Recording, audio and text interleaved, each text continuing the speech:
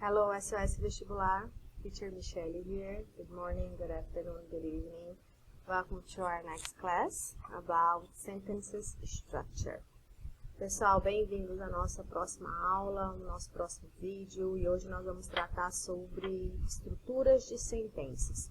Nós vamos iniciar hoje aquela discussão sobre o pilar gramatical. Vou falar um pouquinho hoje de pronomes e de verbos, analisar algumas questões, fazer alguns exercícios e na sequência vamos iniciar já nas conjugações verbais, tá? Começando pelos tempos simples e depois avançando para os próximos modos, tá? Na semana passada foram postados 2 vídeos para vocês, sendo que o primeiro deles era sobre estratégia de leitura, fazendo uma revisão de tudo que a gente discutiu nas nossas aulas iniciais, e o segundo fazendo uma visualização do que nós discutimos nas nossas últimas aulas, nas últimas aulas presenciais, processos de formação de palavras.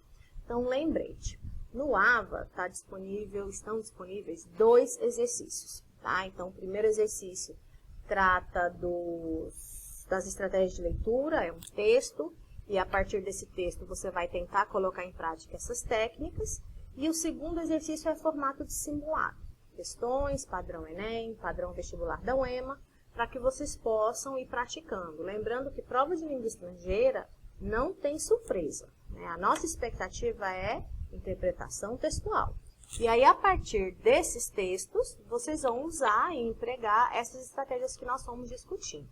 A ideia de trazer a gramática para as nossas aulas e agora para as nossas videoaulas é para oferecer conhecimento em relação à organização da língua.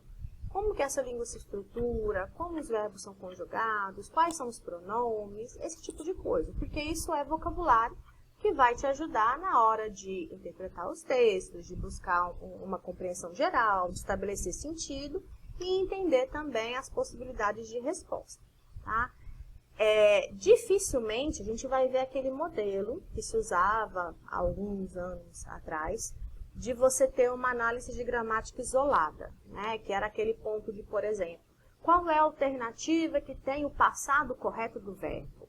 Qual alternativa apresenta a frase correta na forma interrogativa? Então, é pouco provável que isso aconteça. Contudo, nos vestibulares, e aí a gente inclui a UEMA, é comum você ver referência pronominal, você vê alusão a alguns aspectos gramaticais para depois fazer a interpretação. Eu vou mostrar para vocês hoje algumas questões nesse sentido, tá? Então, vamos lá. Quando a gente fala de estrutura de sentença, muitas vezes a gente compara com a língua portuguesa, né? E aí é possível, é capaz de você já ter ouvido aquela expressão de que o português é mais difícil que o inglês ou que o inglês é mais fácil que o português. E aí eu digo porque que muitas vezes essa expressão é utilizada, inclusive eu, como professora de inglês, já mencionei isso algumas vezes. Quando a gente considera aspectos gramaticais, morfologia, por exemplo, a conjugação de verbos, estrutura de sentença, é comum nós percebemos no inglês uma simplicidade, tá? Não que o inglês não tenha as suas complexidades, obviamente tem, mas nesse nível que nós estamos discutindo, que é o instrumental, que é a interpretação textual, nós não temos tantas dificuldades assim. Então, o que nós vamos perceber são estruturas bem simples em relação à construção verbal, em relação à construção das frases, das orações, das sentenças e assim por diante. Então, o que normalmente baseia esse tipo de afirmação é quando eu digo assim: conjuga um verbo em português para mim. No português você vai ter que se atentar. Qual é o tempo, qual é o modo, qual é a pessoa e qual é o número, né? Então, exemplo, eu quero que você conjugue um verbo no modo indicativo, no presente, na terceira pessoa do singular e o verbo é tal. Então, você vai ter que fazer toda uma construção na sua cabeça, que muitas vezes ela é até mecânica, desses elementos. O verbo tem que estar no singular e para a terceira pessoa, então a terceira pessoa ele termina assim e tal. No inglês, essas desinências verbais, as famosas desinências verbais, elas não existem ou elas são muito exclusivas de apenas a terceira pessoa do singular, que acontece no presente, tá? Então, é muito comum no inglês, quando você conjuga um verbo, esse verbo ser igual para todas as pessoas, não tem variação. Um outro exemplo dessa simplicidade do inglês é que quando você consegue construir na sua cabeça, compreender na sua cabeça essa estruturação da língua inglesa, muitas vezes você leva esse conhecimento para outros campos. Então, exemplo, se você entende que no presente a frase fica desse jeito, sujeito, pá, pá, pá, é comum você usar depois, lá no passado simples, lá no futuro simples, essa mesma estrutura. Outro exemplo que a gente já viu em sala. Quando eu aprendo as regrinhas do presente simples na terceira pessoa, essas mesmas regrinhas vão ser usadas lá no plural do substantivo. Então, é comum você ver essa recorrência ou esse overlapping, que é uma sobreposição de regras que acontecem no inglês. Então, é comum você levar essas regrinhas para um outro campo da gramática daquela língua. Nesse caso, a língua que nós estamos discutindo. Tá? Então, quando a gente pensa numa sentença em inglês, a nossa estrutura, os termos essenciais da oração são os mesmos da língua portuguesa. Então, nós temos um sujeito e um predicado. Sujeito é quem pratica a ação, predicado é tudo que se refere ao sujeito, a mesma coisa. E esse predicado, muitas vezes, ele apresenta ou um objeto direto, ou um objeto indireto, ou os complementos. Então, mesma coisa. Aqui tem alguns exemplos, né? Maria cooperated voluntarily. Maria é meu sujeito, cooperated é o meu verbo. Esse verbo ele é intransitivo. Por quê? Porque ele dispensa um complemento. Voluntarily, que aparece ali, ele é uma informação adicional que, se for retirada, não vai prejudicar a compreensão da ação. A Maria cooperou. Beleza, todo mundo entendeu a frase. Ah, ela cooperou voluntariamente. Ah, que legal. Então, você continua entendendo que ela praticou a ação de cooperar, tá? Já no exemplo de baixo, a gente tem um verbo transitivo direto. Por que transitivo indireto? Direto porque ele tem um complemento, que é um objeto direto. Então, eu tenho the students, que é o meu sujeito, helped, que é o verbo ajudar. Quem que eles ajudaram? A Maria. Então, a Maria, que lá em cima era sujeito, agora ela vira objeto direto, porque ela recebeu a ação, ela sofreu a ação. Tá? De novo, para comparar os dois exemplos citados. Os estudantes ajudaram. Aí você vai ficar faltando alguma coisa. Você se perguntar, ajudaram a quê? A quem? Né? Falta alguma coisa. Por isso que ele é um verbo transitivo, porque ele pede um complemento. Diferente do verbo intransitivo, que ele faz sentido sozinho. Tá? E no exemplo de baixo, a gente tem um verbo bitransitivo, ou seja, um verbo que pede os dois complementos. O complemento direto, e o objeto direto e o indireto. Liza, ou Lisa, gave the children gifts. Aí aqui a gente tem uma observaçãozinha. Em português, normalmente o objeto indireto ele vem depois do objeto direto. Em inglês tem duas possibilidades. Ele pode vir depois ou ele pode vir antes do objeto direto. Para ele vir depois, tem que ter uma preposição. Quando ele vem antes, é porque não tem preposição, então ele está diretamente posto, né, colocado após o verbo. Então, eu tenho Liza gave. Lisa deu. O que que ela deu? Está lá atrás, ó, gifts. São presentes. Para quem que ela deu esses presentes? Para as crianças. Então, eu tenho Liza gave the children gifts. Lisa deu presentes às crianças. Seria em português, presentes viria primeiro. No inglês, presentes veio depois, porque crianças não tem preposição. Tá? Então, por isso que crianças veio imediatamente depois do verbo. Por que que a gente está vendo isso? Quando vocês forem analisar os textos, é interessante você ter uma noção geral de como que aquela frase está organizada. Quais são os elementos que compõem essa frase. Porque a partir dessa composição, você vai conseguir compreender melhor o contexto que está sendo exposto naquela frase ou naquela sentença, naquele texto de maneira geral. Tá? Falando das estruturas, frases afirmativas. Frases afirmativas em inglês sempre começam pelo sujeito.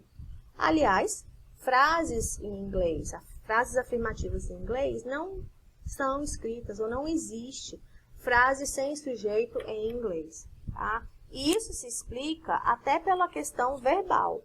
Como os verbos em inglês eles não têm variação, eles não têm desinência, é muito comum você precisar de um substantivo, ou de um sujeito, de um pronome, para saber quem é que praticou a ação. Porque se você vê lá no quadro, ou no texto, ou no exercício, uma frase que está iniciada com um verbo e você não consegue identificar quem praticou a ação, é porque tem algum problema em relação à estrutura do sujeito. Faltou alguma informação, porque pelo verbo em si, você só vai conseguir identificar se for no presente na terceira pessoa. Tá? No passado, por exemplo, o verbo não varia. Então, se você não tiver o sujeito, você não vai saber quem praticou a ação.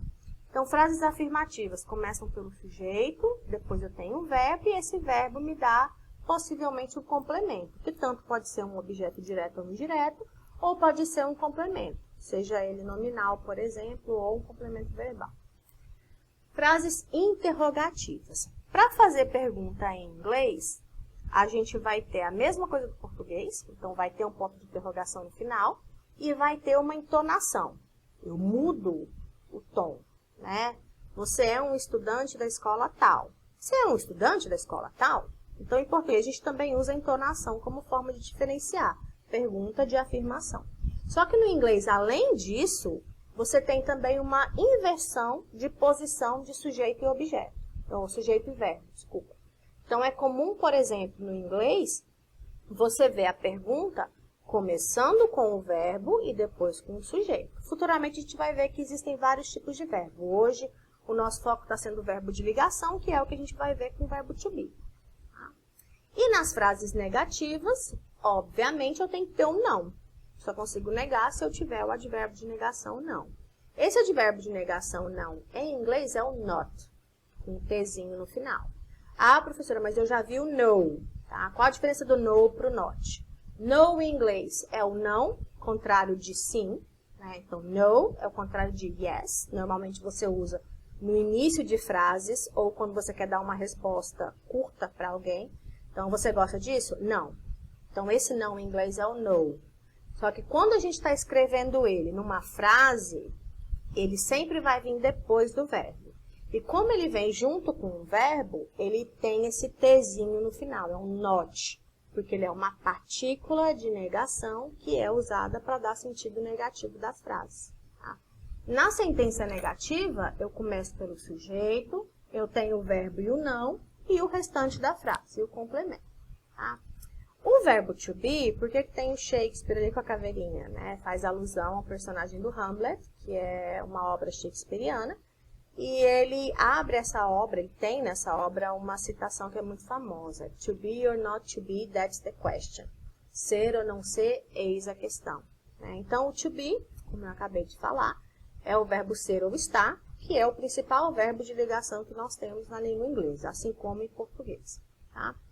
Diferença entre, de novo, português e inglês. No português, a gente usa o verbo ser para falar de algo permanente, a personalidade da pessoa, tá? Então, ele é feliz, ele é um professor, ele é tal. E o verbo estar nós usamos para indicar coisas temporárias. Eu estou feliz, ele está em casa, ele está doente. Então, são coisas temporárias. Tá? Em inglês, não tem diferença se é temporário ou se é permanente. É o mesmo verbo, tá? Então, por isso que a gente diz que o verbo to be é o verbo ser ou estar, porque ele tanto é usado para indicar coisas permanentes, como ele é usado para indicar coisas temporárias, ou estado. Tá? O verbo to be ele é um verbo irregular, e por ele ser irregular, a estrutura dele, a conjugação dele é diferente dos outros verbos. Tá? Então, essa é a primeira observação que a gente identifica. Então, a conjugação do verbo to be no presente é am, are, is. To be é o verbo ser ou estar no infinitivo, ou seja, é ele sem estar conjugado. Quando eu conjugo, ele vai ficar am, are, is. Am eu uso para a primeira pessoa, are para a segunda pessoa ou para todas as pessoas do plural, e is para a terceira pessoa do singular. Para que a gente usa o verbo to be? Para fazer a apresentação ou descrições de pessoas, para falar de idade, para descrever tempo ou clima, para fazer descrição de coisas e lugares, né? E aí tem alguns exemplos para vocês visualizarem. Então, para exemplificar um pouco essa questão do ser e do estar em inglês, né? Daquilo que é permanente ou temporário. Ele é algo, faz parte daquele indivíduo. Ele não vai deixar de ser algo de hoje para amanhã. É algo permanente na vida dele. Diferente do eles estão felizes, que já é algo temporário. Neste momento, aquelas pessoas estão com esse estado de felicidade. Tá? Algo que gera bastante confusão, principalmente para falantes de inglês aqui no Brasil, é a questão da idade. Né? Idade, normalmente, a gente usa em português o verbo ter. Eu tenho tantos anos. Só que no inglês, o verbo ter não é usado para indicar idade.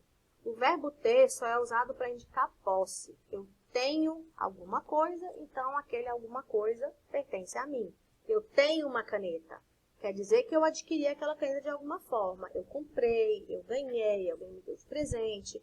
Então, é comum você ver essa associação do verbo ter apenas para posse. Tá? Então, idade em inglês sempre vai ser usado o verbo estar. Eu estou com tantos anos, porque a idade não é algo que nos pertence, ela é um estado temporário que nós ocupamos.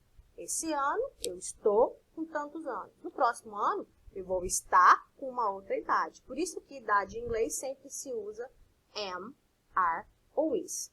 E aí vem a questão, quando é que eu uso cada um deles? Né? Para eu me familiarizar ou para eu compreender essa questão do uso, eu tenho que analisar os pronomes. Tá?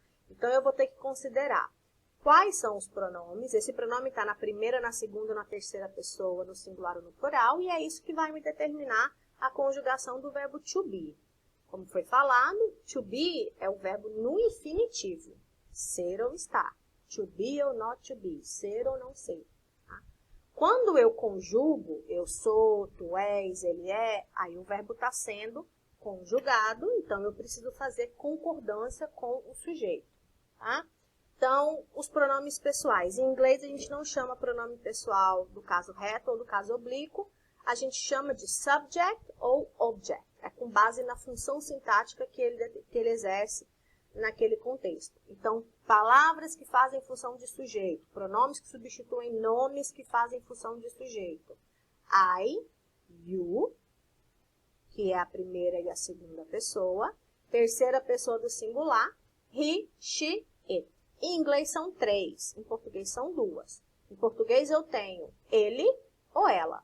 Uma para o masculino, uma para o feminino. Então, o inglês tem isso, tem ele ou ela, que é o he ou she, e o inglês acrescenta um terceiro, que é o it. Quando eu uso it? Toda vez que eu estou falando de ele ou ela, que não é pessoa. Ele, o cachorro, ela, a casa, ela, o gato, a gata. Tá? Então, eu estou falando de algo que não é pessoa. Então, nesse contexto, aí sim você usa it. Toda vez que você estiver falando de algo no singular, que pode ser substituído por ele ou ela, aí você vai usar it. It também é usado para fenômenos da natureza. Tá? Chove muito. Frases que não têm sujeito em português porque são fenômenos da natureza, e em inglês você vai usar it. Tá? Então, chove muito. It rains a lot. Tá? No plural, we, you, they. You, vocês observaram, aparece 2 vezes. É tanto no singular quanto no plural. É a mesma palavra. Ah, professor, então como é que eu sei a diferença? Sempre pelo contexto. You are good student. You are a good student. Singular. Então, um você tem plural, good students. E o outro você tem singular, good student.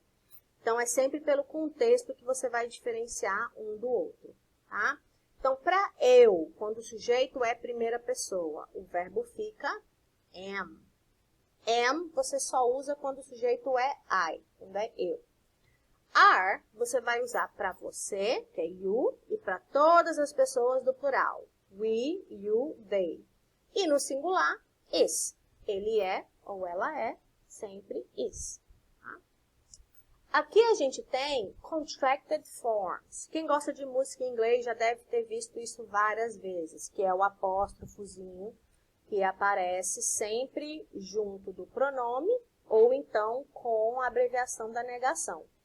Esse apóstrofo, que algumas pessoas falam da vírgula voadora, ele serve para contrair alguma coisa, para identificar que tem a supressão de uma vogal ou de uma letra dentro daquele contexto. Em português, a gente não usa muito apóstrofo, né? Um exemplo que a gente consegue dar é a caixa d'água. Você junta, ao invés de dizer caixa de água, você tira o ezinho, coloca o apóstrofo e cria d'água, como se fosse uma palavra só. Então, em inglês, existe essa possibilidade. Para que você faz contração? Para acelerar um pouco mais a pronúncia, é uma forma de você acelerar a questão da fluência e também é uma forma de você sintetizar a escrita, reduzir um pouco a escrita. Ao invés de falar, por exemplo, 3 palavras, they are not, eu falo 2, they aren't, tá? Mesma coisa para as primeiras pessoas, né? Para a forma afirmativa. I am, fica I'm, uma vez só. You are, fica your. He is, his. E aí, atenção, que essa pronúncia que a gente faz, ela muitas vezes se assemelha a outras palavras. Tá? A gente vai ver isso, que aí gera aquilo que a gente discutiu quando nós falamos do alfabeto, que são as palavras homófonas, tem o mesmo som. Né? Então, por exemplo, your, que é a contração de you are, é a mesma coisa de your, que é seu. Tá? Então, de novo, aí a gente vê aquela questão de que, apesar da estrutura gramatical do inglês parecer mais simples, o inglês também tem as suas particularidades. Tá? No caso da negação, eu tenho 2 tipos de contração. Eu posso contrair sujeito e verbo, então ficaria I'm not, eu não sou, eu não estou. Ou você pode contrair o verbo com a negação, então, que é o mais comum. Aren't, isn't, é a mesma coisa. Não é ou não está, não são ou não estão, que é o verbo ser ou estar na negação. Ok? Vamos ver alguns exemplos em situações aqui de comunicação. Tá? Então, se você vai se apresentar, usando aqui a família Simpsons como exemplo. I am Bart. Eu sou Bart. I am with my family. Eu estou com a minha família. I'm American. Eu sou americano. Tá? Isso é eu falando da primeira pessoa. Sujeito falando de si mesmo, o emissor da oração. He's Homer. Ele é o Homer. He's my dad. Ele é o meu pai, já sou eu falando de uma terceira pessoa, por isso que muda o pronome. E aqui eu falando com uma segunda pessoa. You are my friend. You're a good boy. Você é o meu amigo. Você é um bom garoto. Então, aqui eu tenho a utilização das 3 pessoas, das 3 variações de verbo. Am, primeira pessoa, eu falando de mim. Are, segunda pessoa. Is, terceira pessoa. Forma negativa. She is not Marge. She isn't my mom. Ela não é a Marge. Ela não é a minha mãe. Eu falando na terceira pessoa, na forma negativa. Primeira pessoa. I'm not Britain. I'm not British. Desculpa. I am not from Britain. I'm not British. Eu não sou da Bretanha, da Grã-Bretanha, né? No caso da Inglaterra, da região lá do Reino Unido. I'm not British. Eu não sou britânico. E depois, we're not from Mexico, plural. We aren't Mexican. Nós não somos do México. From é a preposição de ou da ou do, quando é contraída, quando é flexionada, e ela indica a origem, tá? Então, I am from Brazil. Eu sou do Brasil. We aren't Mexican. Nós não somos mexicanos. Então, de novo, primeira pessoa am, terceira pessoa is, plural, are. E na forma interrogativa, nós vamos ter aquela troca. Lembra lá da estrutura? Interrogativa, primeiro vem o verbo, depois vem o sujeito e lá no final o ponto de interrogação. Pessoal, só uma observação. Quando nós tivermos palavras interrogativas, que são aqueles pronomes que nós usamos para indicar quem, o que, quando, onde, que são as palavras ou os pronomes interrogativos, aí esses pronomes vêm antes. Então, eles começam, depois vem o verbo e depois o sujeito, tá? Então, é uma alteração de estrutura quando a gente vê a inserção de pronomes interrogativos. É como se você pensasse na estrutura da sentença, os pronomes interrogativos, eles têm uma prioridade, tá? Então, de onde você é? Where, que é o onde. Are you from? De novo, o verbo continua vindo antes do sujeito, continua a inversão. Só que aí o pronome interrogativo tem uma prioridade, tá? Então, exemplo de frase interrogativa sem pronome. Are you my teacher? Você é minha professora? Yes, I am. Sim, eu sou. Então, observa lá o yes, quando você vai dar a resposta curta afirmativa. Is she your mom? Ela é sua mãe? No, she isn't. Não, ela não é. Então, aqui eu já tenho uma frase negativa. Lembra que eu falei que no caso do não, eu tenho dois tipos de não em inglês. Tenho não, início de frase, para indicar negação, contrário de sim, que é o no.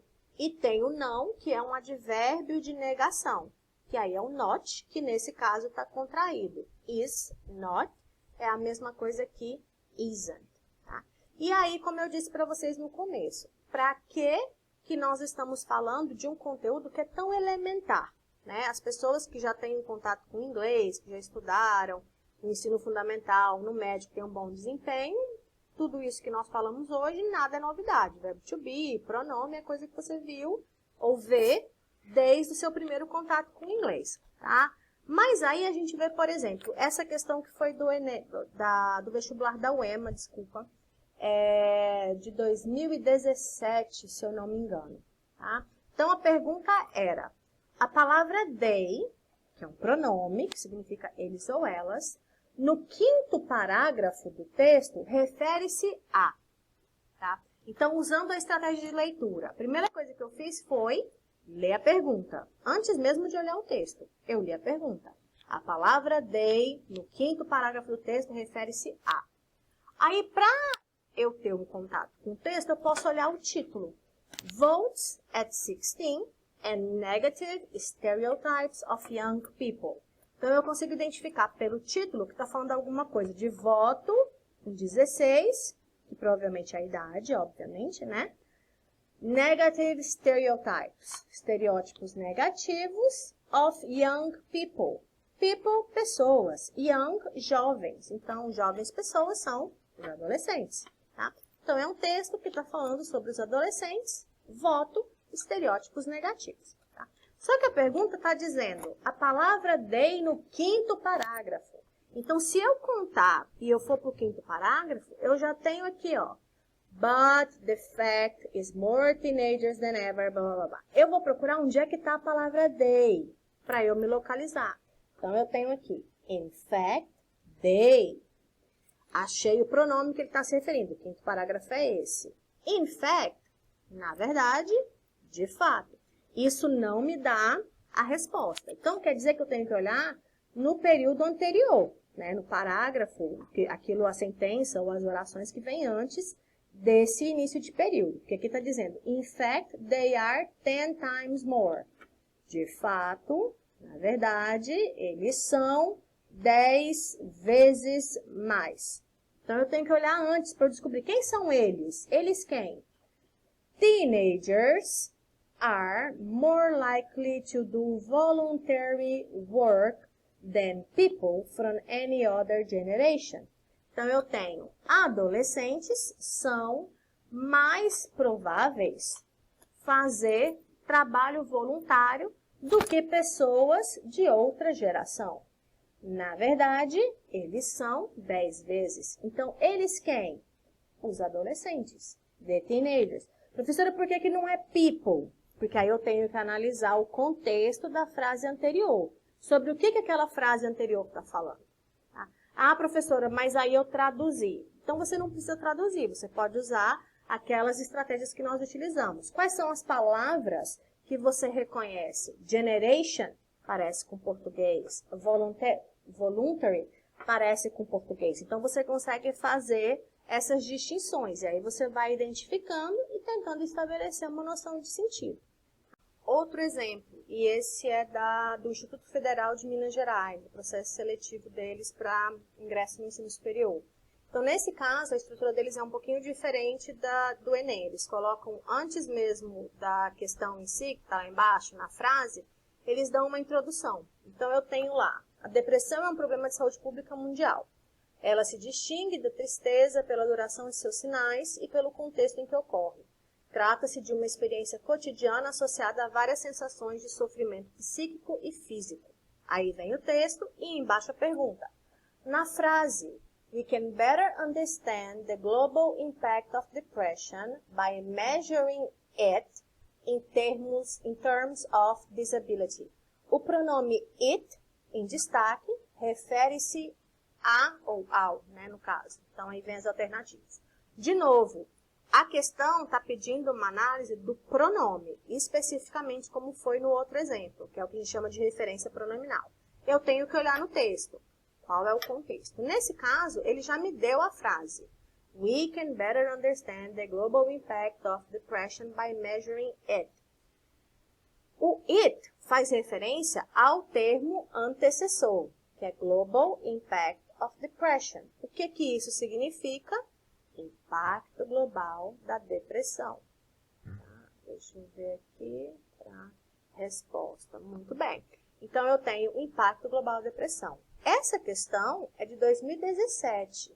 A questão passada, 2018. Então, vocês observam que apesar da gente não ver questões de gramática isoladas sobre pronome e sobre verbo, é comum nos vestibulares a gente encontrar referência pronominal. E, em virtude disso, a gente tem que conhecer os pronomes, identificar o que eles significam, para que a gente possa contextualizá-los em uma situação de texto, uma situação textual, para, a partir daí, a gente conseguir estabelecer possibilidades de sentido. Ok? Pessoal, eu vou deixar no ambiente virtual alguns exercícios para a gente praticar essas atividades e, na sequência, nós iniciamos com o presente simples, que é o nosso primeiro tempo verbal. Ok? Vai.